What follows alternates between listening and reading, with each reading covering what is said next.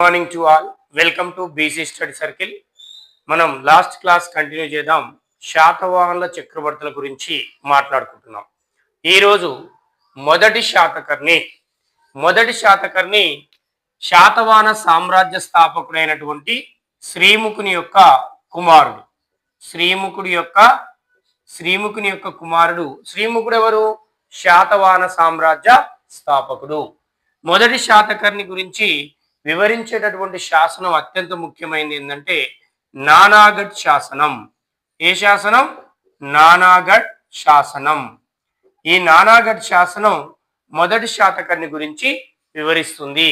ఈ నానాగఢ్ శాసనాన్ని ఎవరు వేయించారు అంటే ఇతని యొక్క భార్య అయినటువంటి దేవి నాగానిక.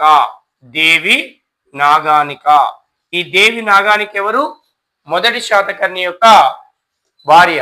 ఈమె రతికుల రాజైనటువంటి త్రైనకైర్య యొక్క కుమార్తె దేవి నాగానిక తన భర్త గురించి, అతని యొక్క విజయాల గురించి వివరిస్తూ నానాగఢ్ శాసనాన్ని వేయించడం అనేది జరిగింది. దీంతో పాటు ఇతని గురించి తెలియజేసే మరొక శాసనం ఏంటంటే అతిగుంపా శాసనం. మరో శాసనం ఏంది? అతిగుంపా శాసనం. అతిగుంపా శాసనంతో పాటు మరొకటి ఏంటంటే గుంటుపల్లి శాసనం. ఈ గుంటుపల్లి శాసనం, అతిగుంపా శాసనం, ఈ రెండు శాసనాలు వేయించింది ఎవరంటే కారవేలుడు, కళింగ పాలకుడైనటువంటి కారవేలుడు.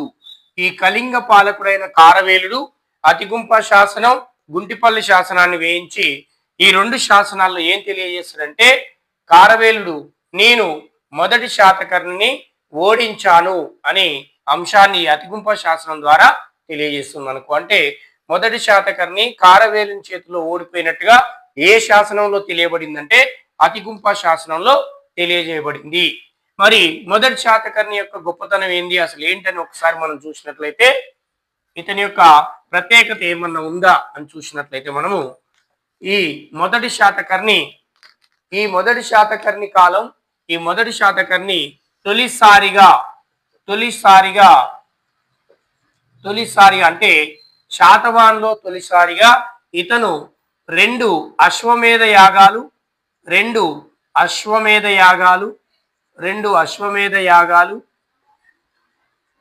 నిర్వహించడం అనేది జరిగింది. అలాగనే రెండు అశ్వమేధ యాగాలు నిర్వహించాడు.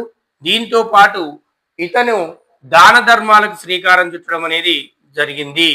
దాన ధర్మాలు అంటే ఇతని కాలంలోనే గోదానము, భూదానము, బ్రాహ్మణులకు గోవులు భూములని దానం చేసేటటువంటి సంప్రదాయానికి కూడా శ్రీకారం చుట్టిన చక్రవర్తి ఎవరంటే మొదటి శాతకర్ణి. ఇతని